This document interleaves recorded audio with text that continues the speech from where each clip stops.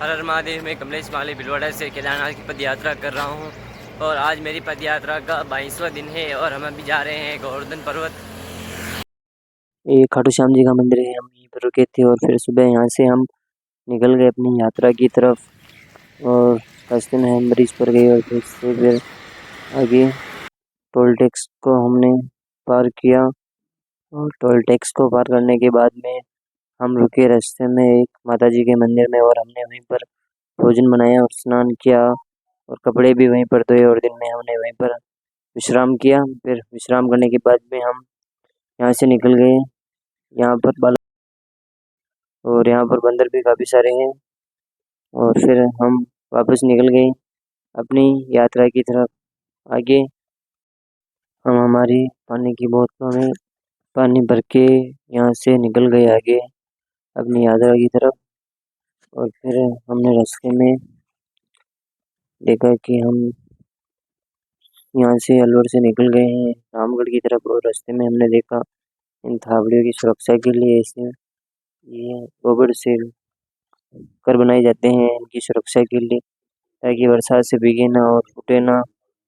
और फिर आगे हमने देखा कि इस इलाके में अधिकतर ऐसे ही इन गोबर की ताबे की सेफ्टी के लिए ऐसे घर बने हुए होते हैं। और हमें सुबह से शाम हो गई लेकिन हमने रास्ते में एक भी गाय नहीं देखी। और इस एरिया में अधिकतर भैंसें पाली जाती है, भैंसों का पालन होता है। गाय हमें कहीं नहीं दिखी। शाम को हमें एक जगह पर रामगढ़ में गाय दिखी थी।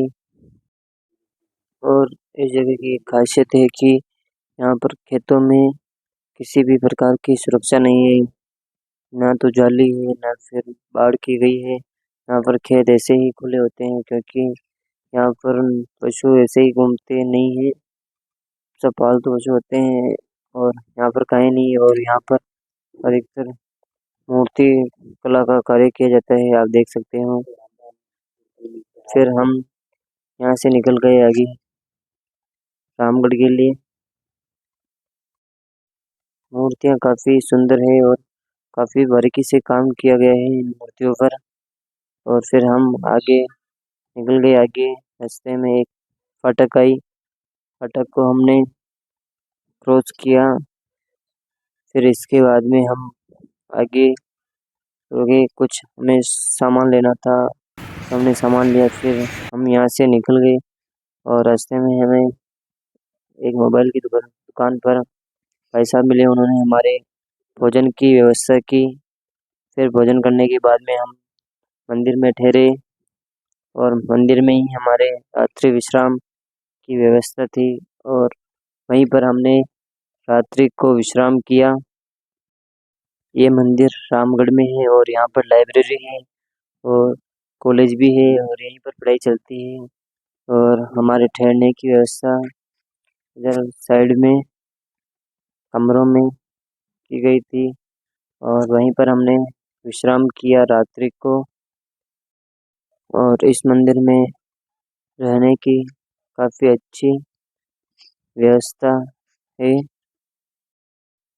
और मैं उन भाई साहब को धन्यवाद करना चाहूँगा जिन्होंने हमारे भोजन की व्यवस्था की। और हमने यहीं पर विश्राम किया था। और आपसे फिर मिलेंगे कल। हर हर महादेव।